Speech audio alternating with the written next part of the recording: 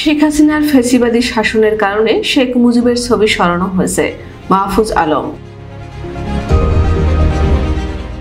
শেখ হাসিনার ফ্যাসিবাদী শাসনের কথা শেখ মুজিবুর রহমানের দল ও পরিবারের সদস্যদের স্বীকার করা, ক্ষমা চাওয়া এবং এজন্য বিচারের মুখোমুখি হওয়া উচিত বলে মন্তব্য করেছেন অন্তর্বর্তী সরকারের উপদেষ্টা মাহফুজ আলম।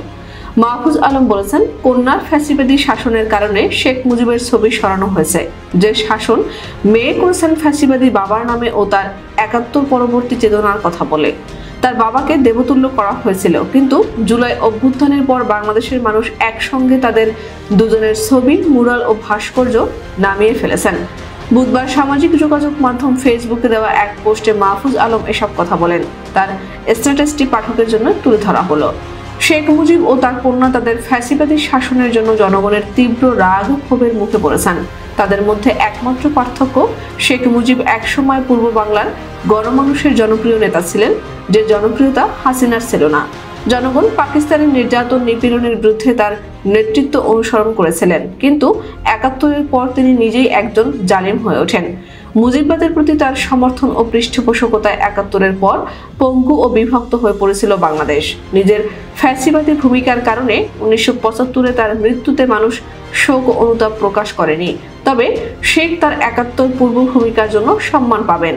যদি শেখের ৭১ পরবর্তী গণহত্যা, জোরপূর্বক গুম, দুর্নীতি, দুর্ভিক্ষ ও নিশ্চিতভাবে ৭২-এর সংবিধান, যা বাকশাল প্রতিষ্ঠার পথ প্রশস্ত করেছিল, এসবের জন্য তার দল ও পরিবারের সদস্যরা বাংলাদেশের জনগণের কাছে ক্ষমা চান। শেখ কন্যার ফ্যাসিবাদী শাসনের কথাও তাদের স্বীকার করা, ক্ষমা চাওয়া এবং এজন্য বিচারের মুখোমুখি হওয়া উচিত।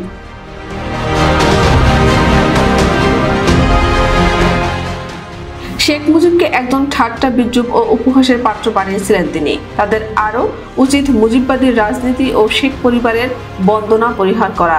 সরকারি অফিস থেকে শেখদের ছবি সরানোর কারণে কেউ যদি আক্ষেপ প্রকাশ করেন, তবে তিনি এ গণ অভ্যুত্থান ও গণমানুষের চেতনারই নিন্দা জানালেন। আমাদের মনে রাখতে হবে, ইতিহাসকে মুছে ফেলা যায় না। আমরা এখানে এসেছি ঐতিহাসিক অসঙ্গতি ও অপব্যাখ্যাগুলো দূর করতে। মনে রাখতে হবে, ৭১-এর মুক্তিযুদ্ধ ছিল বাংলাদেশের গণমানুষের। আবার কোনো মুক্তিযোদ্ধাও যদি ৭১-এর পর কোনো অন্যায় করে থাকেন, তার বিচার ও সাজা হওয়া উচিত। স্বাধীনতা যুদ্ধে ভূমিকা রেখেছেন বলে তাদের এক্ষেত্রে ছাড় দেওয়া উচিত নয়। বাংলাদেশের উচিত শাসক পরিবারগুলোকে দেবতুল্য করা ও সেই ক্ষমতাসীন পরিবারগুলোর সবকিছু নিজেদের বলে মনে করা, এ থেকে বেরিয়ে আসা। ৪৭ ও ৭১-এর পাশাপাশি জুলাইয়ের চেতনা আমাদের সবার স্মৃতিতে থাকুক অম্লান।